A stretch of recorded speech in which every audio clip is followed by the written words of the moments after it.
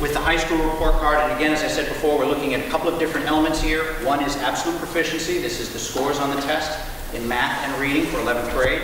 This is the growth that we're looking at over time, so we're comparing and seeing are those 11th grade scores rising over time. So we wanted to, again, recognize growth, recognize the efforts that schools are making to improve. So we have a growth measure as a part of that. And we also wanted to put graduation rate. Ultimately, our goal is we want students to graduate. We want them to get those high school diplomas and go on. We know, however, just as we talked before about looking at growth over time, that we understand that not all kids are going to be able to achieve a 4-year graduation rate, so we've taken the 5-year rate as well, and we've blended those two together. So it's the graduation rate is a combination of both the 4 and 5-year rate. So you'll have additional information on the backs of the report cards. You have some more data, and there's additional data on the back around statewide information. So as someone mentioned before, we've got things like remediation rate and other information on the backs of the report cards. So again, our goal is to provide a lot of information, as much information as we can to schools. And over there, if I could sort of, if you guys, there we go. On the other side over here, we have the elementary school report card.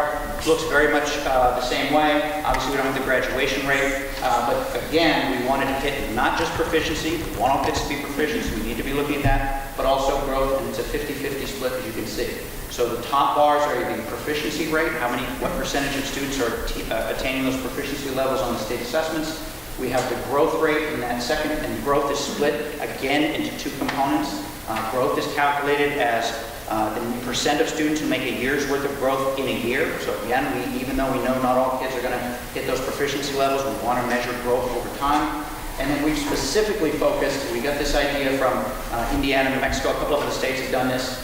They look at the bottom 25% in terms of that growth. Our district's focusing on those kids at the bottom end of the spectrum that are struggling in school and making sure that they're getting growth as well. So that's been a separate growth factor. It's calculated in there, and those two make up the growth factor.